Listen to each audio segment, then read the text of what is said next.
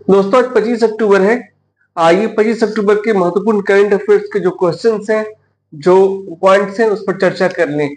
तो आज का जो पहला क्वेश्चन है वो पोलियो से रिलेटेड है। विश्व पोलियो दिवस, वर्ल्ड पोलियो डे, विश्व पोलियो दिवस, वर्ल्ड पोलियो डे कब मनाया जाता है?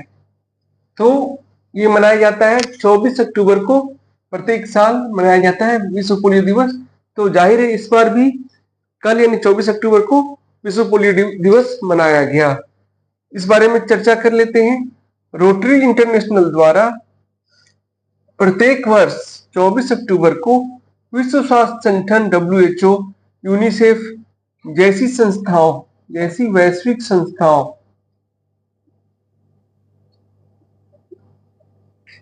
इसमें bill and Melinda Gates foundation भी शामिल है, के साथ मिलकर विश्व पोलियो दिवस मनाया जाता है।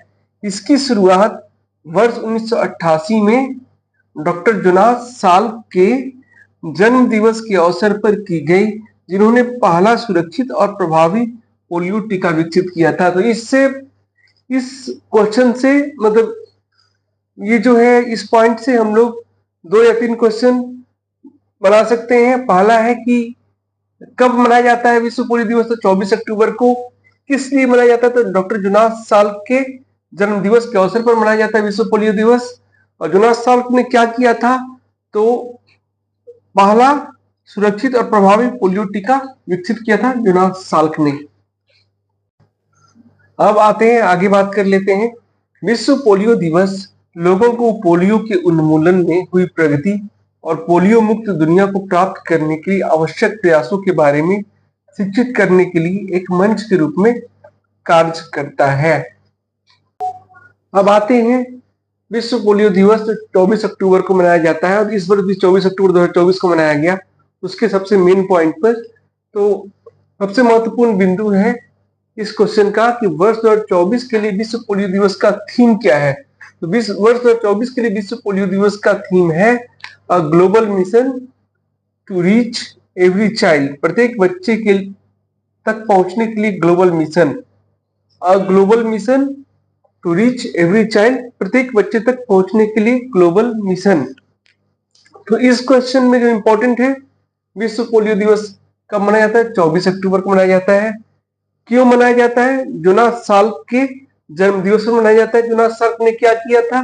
तो उन्होंने पहला प्रभावी टीका पोलियो का खोजा था, मतलब इजाद किया था। इसके बाद इसका थीम क्या है? तो global mission to reach every child, प्रत्येक बच्चे तक पहुंचने के लिए ग्लोबल मिशन। तो ये 4 चीजें इस क्वेश्चन में इंपॉर्टेंट है। आज का दूसरा क्वेश्चन है, भारतीय सर्वोच्च न्यायालय के 51वें, यहाँ कीवर्ड है 51वें, 51st मुख्य न्यायाधीश कौन होंगे? तो भारतीय सर्वोच्च न्यायालय के 51वें मुख्य न्यायाधीश कौन होंगे, ये क्वेश्चन है। इसका उत्तर है न्यायमूर्ति संजीव खन्ना। तो इस बारे में बात कर लेते हैं। न्यायमूर्ति संजीव खन्ना भारत के 51वें मुख्य न्यायाधीश होंगे। तो 11 नवंबर को शपथ लेंगे। तो वे वर्तमान मुख्य न्यायाधीश DY चंद्रचूड़ का स्थान लेंगे, जो 10 नवंबर 2024 को रिटायर हो रहे हैं। और न्यायमूर्ति खन्ना 13 मई 2025 को पदमुक्त होंगे। 13 मई 2025 तक इस पद पर रहेंगे। तो 11 नवंबर 2024 से 13 मई 2025 तक इनका कार्यकाल होगा। आज का तीसरा क्वेश्चन है, किस देश में 15 वर्ष से कम उम्र के बच्चे, 15 वर्ष या उससे कम उम्र के बच्चे सोशल मीडिया का उपयोग नहीं कर पाएंगे? किस देश में? तो उत्तर है नॉर्वे में। तो नॉर्वे में 15 साल से कम उम्र के बच्चे अब सोशल मीडिया का उपयोग नहीं कर पाएंगे। वहां की सरकार ने बच्चों की सुरक्षा के लिए सोशल मीडिया के उपयोग के लिए न्यूनतम आयु 15 वर्ष करने का फैसला किया है।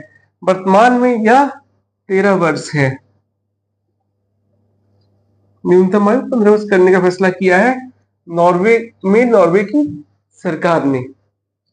अब आगे बढ़ते हैं और भारत के बारे में बात कर लेते हैं कि यहाँ पर सोशल मीडिया के यूज के लिए सबसे कम उम्र कितनी है? तो जहां तक भारत का प्रश्न है, तो भारत में ऐसा कोई कानून नहीं है जो न्यूनतम आयु निर्धारित करता हो सोशल मीडिया के उपयोग के लिए।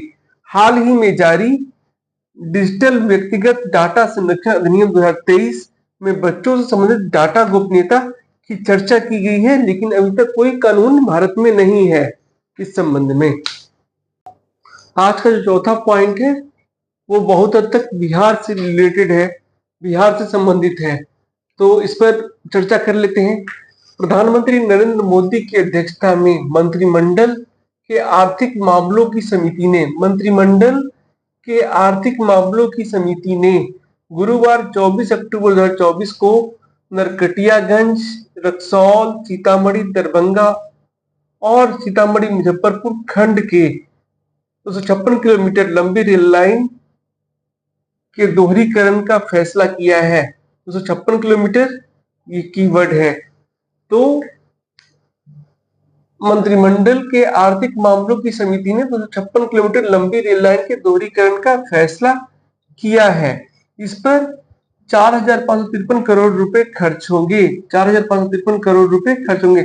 4,553 करोड़ रुपए खर्च करके 256 किलोमीटर लंबी रेल लाइन का दोहरीकरण किया जाएगा। इससे क्या फायदा होगा?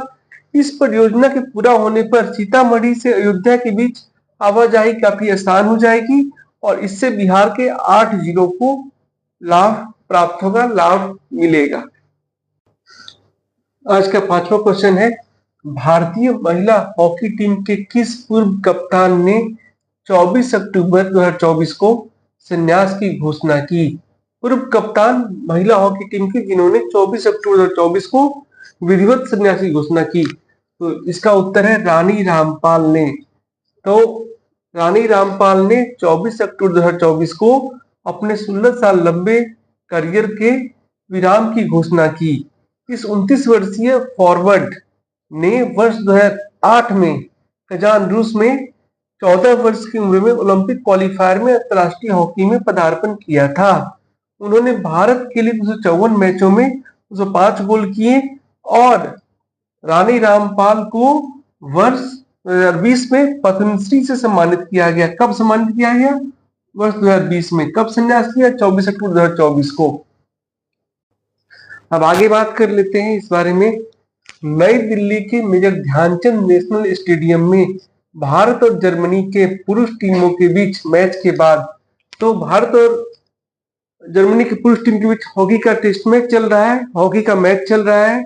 उस मैच के बाद रानी के सम्मान में आयोजित कार्यक्रम में हॉकी इंडिया ने उनकी जर्सी नंबर 28 को रिटायर करने का फैसला किया है।